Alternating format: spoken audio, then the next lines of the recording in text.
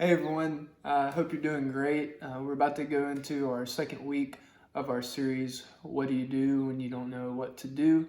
Looking at the life of Joseph and seeing some of the situations that he was in that he necessarily didn't know what he was going to do next and how God worked in those situations. But first, I want to ask a question.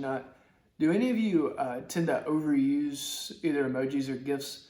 Like you know how when you're in a conversation and sometimes the little yellow face just does it better than what words could do, but it comes to a point where it becomes overdone. Like for instance, there's a lot of times when I'll send the 3 laughing crying emojis instead of actually saying anything, and I think at some points that could be a little too much. I use that a lot. And there's some gifs and some emojis that really do say a lot more than what words could say. For one that comes to my mind is the one of the guy blinking, and it kind of I mean, to me, I'm sure it means a lot. It means about the same to everybody, but to me it kind of shows shock, or I don't really know what to say, and it has that idea that something kind of caught us off guard. And I'm willing to bet that for the most part, we've all experienced something that's either caught us off guard or made us feel uncertain or hurt us a lot. And it could be tons of different things. It could be, your parents either split up, or someone accidentally sent a text to you that was supposed to be about you. Maybe you had an injury towards the beginning of a season, or maybe you bombed a test that you feel really good about going into it, and it hits you out of nowhere. And the thing about situations that hit us out of nowhere is that we don't often know how to react to that situation because we haven't been able to prep for it, and so we don't really know how to feel, and we don't know how to respond to it. Sometimes we surprise ourselves with how well we react. Sometimes we get hit with something hard and we take it well. Sometimes it wrecks us. And sometimes in some situations in life we feel closer to God because of what we're going through. And then sometimes when we get hit with something unexpected, we end up feeling a little bit further from God than we did before. And when life wrecks us, a lot of times we wonder what we're going to do next. And what I think we can learn from Joseph's story this week is something like that. But the one that we look at this week, it can't really be described any better than the blinking guy gift, or maybe Nick Young face. Anyways, if you'd like to go ahead and grab your Bible or open your Bible app, and we're going to be in Genesis 37 today. Recap real quick. Joseph is having these dreams, and it's caused a lot of drama in his life, and his dad favors him, and he's stuck in this middle of this big family drama that he kind of had a part in creating. And his brothers aren't really a big fan of him being favored or him sharing the dreams that he has.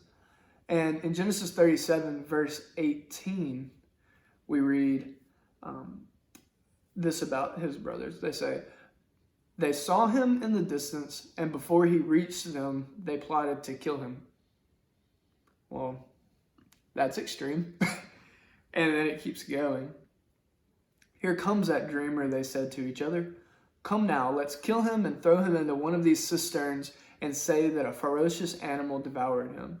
Then we will see what comes of his dreams." So they're pretty clear on how they felt about him and his favoritism, right? But then one of his brothers spoke up with some sort of sense and says, it says this: "When Reuben heard this, he tried to rescue him from their hands. 'Let's not take his life,' he said. 'Don't shed any blood. Throw him into this cistern here,'" which is like a well, "in the wilderness, but don't lay a hand on him." Reuben said this to rescue him from them and to take him back to his father.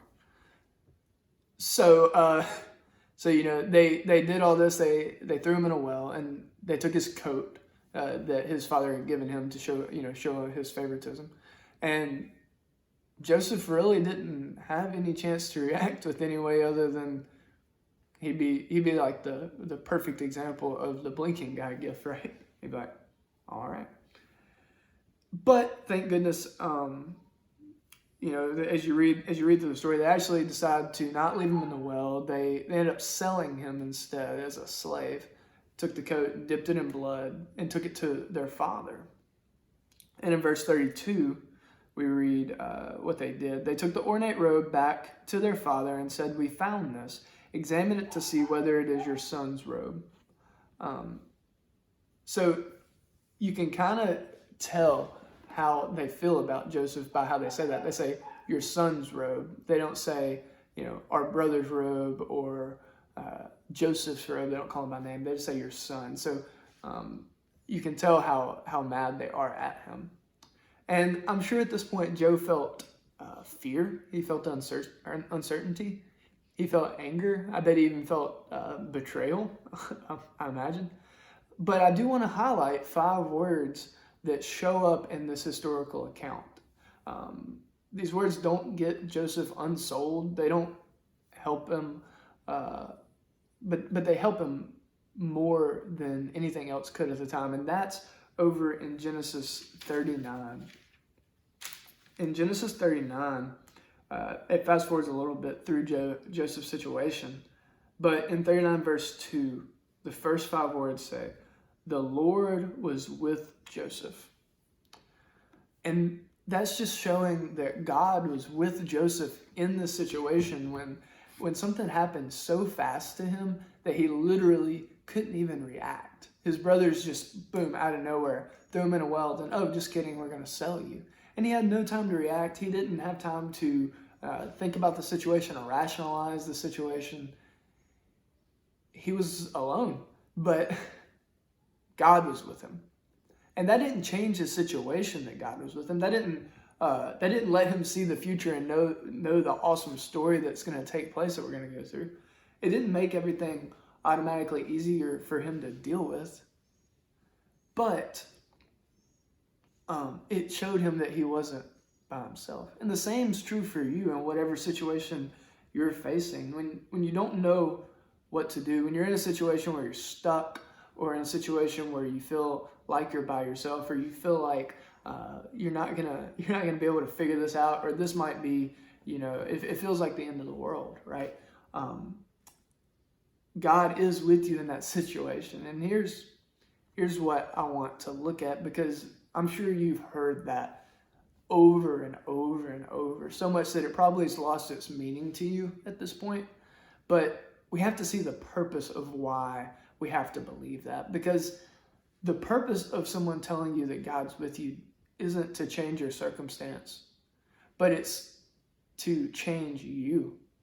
It's to give you hope and to help you develop this hope inside of you that God is actually with you, and that's true. So what does that look like?